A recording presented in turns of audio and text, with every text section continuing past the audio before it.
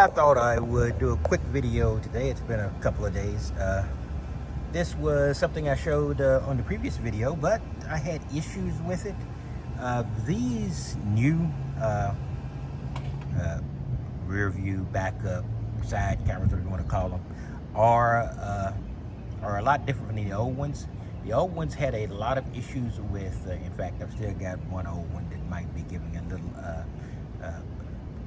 congestion or what do you call it?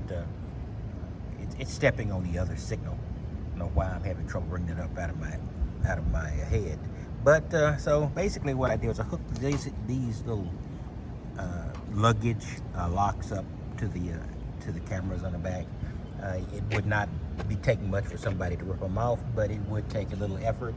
And I'm usually not that far away from the van, so I'd be around if they were doing that.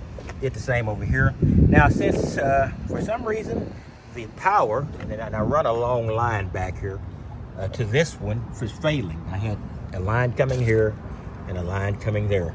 So now I just simply took this line here. In fact, I need to tie this down a little better. This line here, and then run it over to this line with a what's it, 5.5 millimeter, whatever it is, splitter.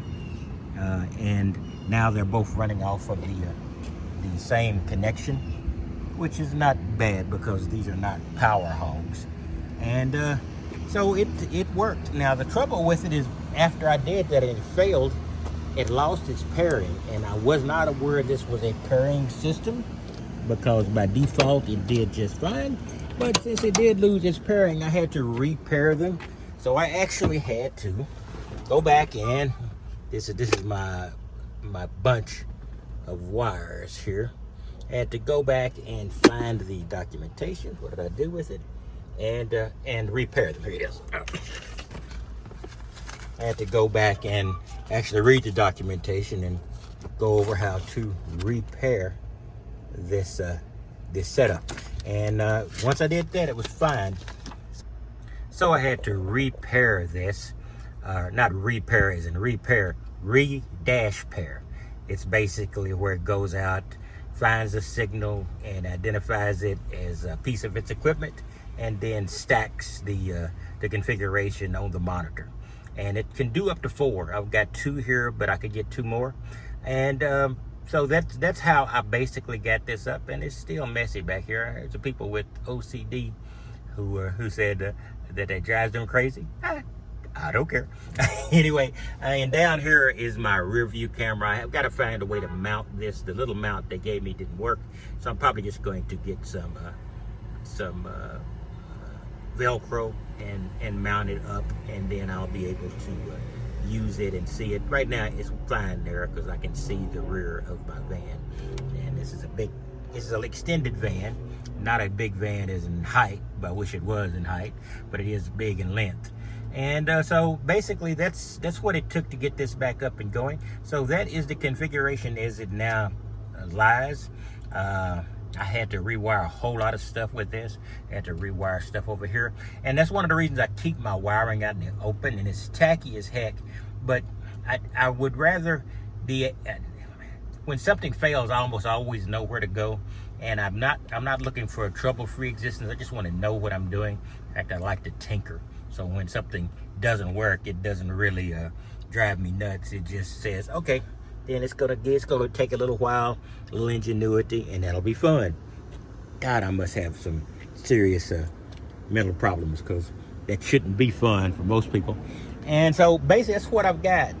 So now with this new paired system, I have very little interference. So this camera, which is part of the 4 cameras that surround the van, there's a 4 video hookup back up there on one screen, so I can see what's around the van when I am parking out at Walmart or somewhere else, you know, when I'm stealth parking, if you could call a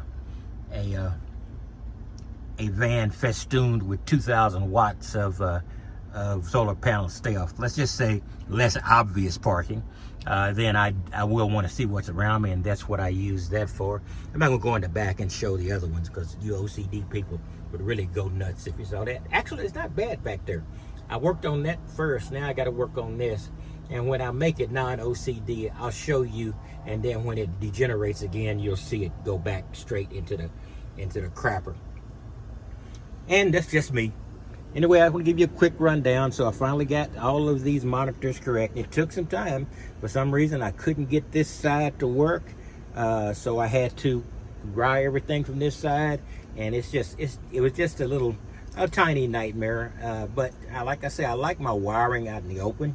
And by the way, this is the wiring I set for my panic button. I haven't shown that one because I'm in a public area and it goes off loud. But it is something where if I can hear somebody messing with the van, I can hit that thing and they're going to run. I just don't want to shock the authorities that might be asking me to move on, so that might not be a healthy thing. Anyway, I just want to give you a quick rundown and show you basically how I've got this thing set up now. Ignore the stuff in the back. Some of that's the tools, and they will be going into the back. Most of that is tools. So they'll be going into the back, so that'll make everybody happy. But while I'm in this parking lot working on this thing, I'm not going to keep this thing neat and keep lugging stuff from the back, the garage in effect, to the front, and then putting it back because it's neat. No, not going to do that. Anyway, that's all I got. Talk to you later.